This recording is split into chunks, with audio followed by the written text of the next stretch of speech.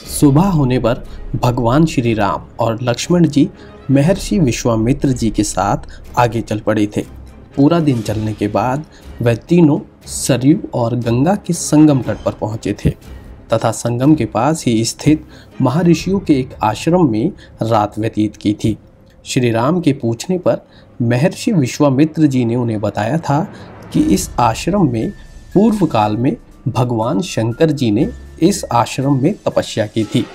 रात व्यतीत करने के बाद प्रातःकाल नित्य क्रम से निर्वित होकर श्री राम और लक्ष्मण जी महर्षि विश्वामित्र जी के साथ गंगा और सरयू नदी के संगम तट पर आए थे और उस नाव से उस संगम को पार करके दूसरी ओर बढ़ गए थे। कुछ दूर चलने के बाद वह तीनों एक बड़े ही भयंकर वन के पास पहुंचे थे। श्री राम ने देखा कि उस वन में मनुष्यों के जाने का कोई भी चिन्ह दिखाई नहीं दे रहा था। इस कारण उन्होंने महर्षि विश्वामित्र जी से ये पूछा कि यह वन तो बड़ा ही दुर्गम प्रतीत हो रहा है। इस वन में हिंसक जंतुओं की आवाज़ें आ रही हैं। यह वन क्या है? इसका क्या नाम है? श्री राम का यह प्रश्न सुनकर महर्षि विश्वामित्र जी ने उन्हें बताया था कि पूर्व काल में यहाँ मलद और कुरुष नाम के बड़े ही युद्धशाली जनपद हुआ करते थे जो देवताओं के प्रयत्न से निर्मित हुए थे।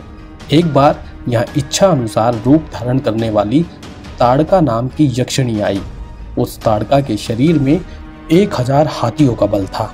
ये यक्षिणी ताड़का सुंद नामक एक दैत्य की पत्नी है। मारीच नामक जिस दैत्य का तुम वध करने जा रहे हो वह मारीच इसी ताड़का और सुंद का ही पुत्र है। उस दुराचारी ताड़का ने उन दोनों जनपदों का विनाश कर दिया था और आज भी वो 1.5 योजन का ये वन घेर कर इसमें रहती है। इसलिए मेरी आज्ञा से तुम उस ताड़का का वध कर डालो। महर्षि विश्वामित्र जी की ये बात सुनकर श्री राम ने उनसे पूछा था कि हे मुनिश्रेष्ठ, यक्षिणी तो अबला सुनी जाती है, फिर ताड़का नाम की इस यक्षिणी को 1000 हाथियों का बल कैसे प्राप्त हो गया? तब महर्षि विश्वामित्र जी ने श्री राम को बताया था कि पूर्व काल में सुकेतु नाम के एक महान यक्ष थे। उन्होंने एक बड़े ही बलशाली पुत्र को प्राप्त करने के लिए बड़ी भारी तपस्या की थी। उसी तपस्या से परमपिता ब्रह्मा जी बड़े ही प्रसन्न हो गए थे, परंतु वह जानते थे कि अगर इसे बलशाली पुत्र दे दिया तो यह उसके द्वारा जनता को त्रस्त कर देगा।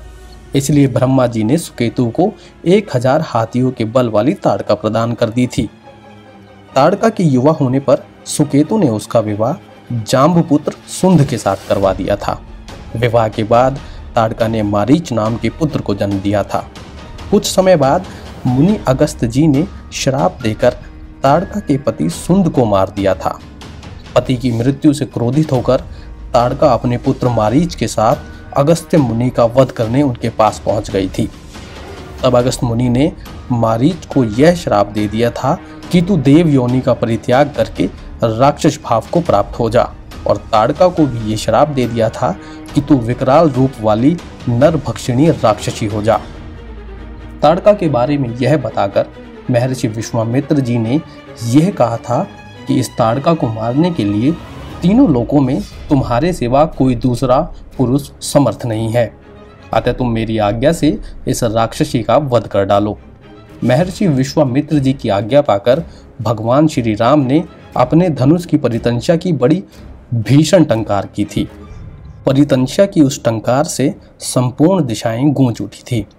इस घोर टंकार को सुनकर ताड़का क्रोधित होकर वहां आ पहुंची थी और अपनी माया से श्री राम के ऊपर बड़े बड़े पत्थरों की वर्षा करने लगी थी, परंतु श्री राम ने अपने बाणों से उन पत्थरों की वर्षा रोकते हुए ताड़का के दोनों हाथ काट डाले थे।